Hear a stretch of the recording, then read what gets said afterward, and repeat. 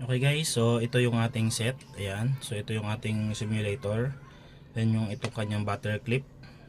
Then ito yung kanyang universal na adapter. Then ito naman yung para sa ACG at sa CKP at sa universal ng ACG. So yung ACG na sinasabi ko guys, kung ito yung computer box, ayan. So isasaksak lang siya dito. Ayan, kaganyan lang siya dyan. Then matitesting natin yung output niya. So bubunutin natin yung stock. Nakakabit pa rin yung stock dito na wire, din yung kanyang sa ECU. So ito lang sasaksak natin para makita natin yung output para dun sa generator o yung papunta dun sa stator para umikot yung magneto. So makikita natin dito yung output dito din pag sinaksak tong socket na to. Ito naman pag universal, halimbawa hindi kasi yung socket na to. So ito kasing socket na free dito ay para sa Yamaha. So pag universal naman, ganun lang siya. Ayan. So tatlo lang yan isasaksak natin. Yan, same lang din naman yan. Ang pinagkaiba lang universal lang yung socket niya. So yan. Ganun lang siya ilalagay, okay? So ito naman universal. Ito naman yung pinaghiwalay ko sa tatlo. Ayan siya. So ngayon, una nating itetesting dito yung CKP na to. Paano siya tinetesting? So meron tayo ditong CKP na pang Yamaha, good, tsaka yung bad sensor. Ayan. Then gagawin lang natin dito, isasaksak lang itong adapter. Ayan. Lalagay lang siya dito. Ayan, ganyan lang siya. Then isasaksak lang natin dito yung CKP sensor na nakatanggal yung magneto. Okay. So ito ay good. Okay. So sasaksak lang yan, ganyan. Ganun lang siya, suksok lang. Ito na yung sensor. Then lalagyan lang natin ng power supply, yun yung battery clip. Ayan. So suksok lang niya sa likod. Ayan siya. Okay. Then ilalagay natin ito sa positive negative ng battery. So meron ako ditong power supply na 12 volts. Ayan. So testing ko lang dyan. Kakabit ko lang dyan. Ayan siya. So pag inom mo siya, makikita mo siya. Ayan o. So meron ako may nilabas ako ng kulay nito. Kulay red and blue. So ganyan siya kapag ECG tester ang gagamitin natin. So ito yung switch na to. Ayan. Malalaman nyo naman pagka magte-testing kayo ng ECG or CKP. Kapag CKP patay siya. So pag naka-on, ito yon para sa ECG. Pag naka-off, ito naman para sa mga sensor. So paano ba mag-testing ng sensor? So ito siya. Meron lang dapat kayong magnet na gagamitin. Okay, para makita nyo yung sensor na yan. So papakita ko sa inyo. Ito, meron ako magnet dito. Lalagyan ko lang ng magnet ang dulo. So unang pag-testing ng CKP dapat kapag on, pag off natin, wala dapat iilaw dyan na sensor. Ibig sabihin pag walang umilaw, good yung, possible good yung ating CKP. So ito pa isang confirmation para malaman natin kung good yung ating CKP. So pag nilagyan ko to ng magnet, iilaw yung bawat isa dyan. Ito yung pulsar, ayan sa umilaw. Pagbunot ko patay. So pag saksak ko dyan at pagbunot ko, nakailaw pa rin yung CKP, ay yung pulsar. Ibig sabihin sira yung CKP na to. So dapat ganyan siya. Pag nilagyan ko patay, nilagyan ko hole 1, hole 2, hole 3. Ayan, patay. Okay? So dyan yung malalaman ngayon kung ang pulsar nyo or yung CKP nyo ay good. Ayan, so isa yan sa pag may mga guide naman ako niyan guys na makikita nyo na isang halos dalawang video na nilabas ko para malaman nyo kung sira or hindi CKP. Pero ito isang paraan. So bubunutin ko siya. Maglalagay ngayon ako ng isang CKP sensor na may problema na. So ito siya. Sasalpa ko siya. So makikita nyo guys, so nakailaw agad. Ibig sabihin sira yung CKP na to kasi umilaw agad. So off, on.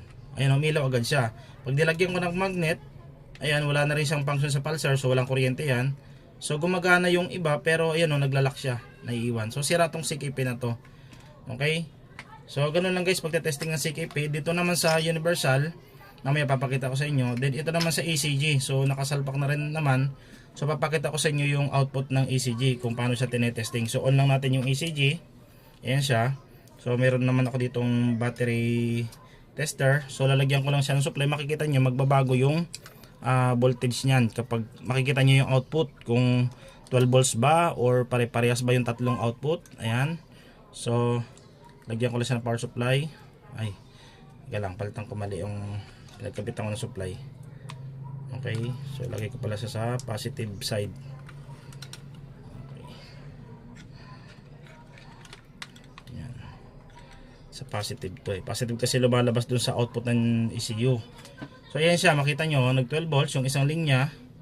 Yung isang linya naman Ayan siya, nakita nyo 12.4 ang output. Then yung isa 12.5. So makikita nyo yung pinaka voltage niya halos 12. So makikita nyo yung pare-parehas na yung mismong lumalabas doon sa output kung magkakaparehas ba or kung sa pagitan nun. So makikita nyo dyan kapag walang lumalabas, ibig sabihin sira na. Wala siyang nag-output, sira, kaya ayaw siya mag-start or sobrang baba ng voltage. Kasi ang minimum naman na voltage na lumalabas dyan, kung ano yung voltage ng battery natin, 12 volts yung battery natin, so dapat 12 volts din ang lalabas dyan. Okay, so ganun na yung pagtetester ng ECG. So may isa pa akong video na ilalabas yan guys about sa pagtetester ng output ng ECG, kasi bawat ikot ng magneto magkakaiba ng output dyan. So yun ang abangan nyo guys, lalabas ko yun. Okay, so yun na yung adapter. Ito naman yung adapter ng CKP. So ito naman adapter ng universal, yung maraming wire na to. Para saan ba ito? So ito naman salpak lang natin dito. Ayan, ganyan lang siya. Okay, so magte-tester tayo ngayon ng IC. Unahin natin yung IC na to. So meron tayo ditong dalawang linya. Ito yung tigdalawa na to na hiwalay. So ang gagamitin natin dito itong female. Lalagay lang natin dito. Yan, may sign naman siya na negative or positive, nakalagay naman dyan. Ayan, so buksan natin ng ilaw. Ayan o, may positive at negative. So yung negative yun yung black, so suksok lang natin sa loob. Ayan, then yung positive isusuksok lang din natin doon. Okay, so ganoon na siya. Ngayon ilalagay natin siya dito sa, ayan, makikita nyo para may triangle dito na sakit. So suksok lang natin dyan. Ayun siya, ayan. Then pag suksok natin ganyan, ito na siya ngayon. Ayan. Ayan, i-on lang natin tong switch, off lang natin to, mawawala tong ilaw na to eh. So pag natin makita nyo, ayan o. So nag-alternate, ibig sabihin good yung ating IC, pump IC. So pag hindi siya na ganyan, ibig sabihin sira yung ating IC. Okay, so may output siya. Then para naman sa pagtetester ng FI, ito naman yon, yung dalawang linya naman na male. So ito yung pinaka FI tester. So example, ito yung output, example lang to ha, ito yung galing sa papuntang injector, nakasuksok sa injector, or ito yung papunta sa pump. Example lang yan ha. So may sakit yon. Ngayon isusuksok ko siya, papakita ko lang sa inyo na may power yung yan. So dapat iilaw siya. Okay, so ibig sabihin kapag susi mo, pag on off mo ng susian, pag ganyan siya pag on mo ng susian, iilaw siya. Within 3 seconds mamamatay siya. Okay, so ganun na pag-tester ng FI. So pag walang umiilaw, pag on off mo, ibig sabihin may putol sa linya. Pwedeng putol ang positive, pwedeng putol ang negative trigger. Okay? So ito naman about dun sa CKP naman na universal. Madali lang to guys. Kasi halimbawa, ito siya. Testing ko siya sa sarili niya. So ito yung negative. Ito yung positive, 9 volts. Ito naman yung pulsar.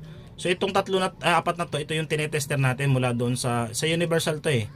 Yan, isusuksok natin doon sa mismong CKP ng Honda. Yan. Or anong mga motor yan, big bike o yan. So, ang pumapasok dito para makita natin na umiilaw yon, yan, puro negative trigger. So ngayon lalagyan natin ng negative. Ito may negative naman dito. Tingnan natin kung gumagana. So yun yung pulsar. Ito naman yung hole 1, hole 2, hole 3. Okay? So ito sasaksak lang natin doon sa mga pin ng CKP na universal or yung mga Honda, ganon. Okay? So ganon lang guys, kapag may mga katanungan kayo, may group chat naman ito. So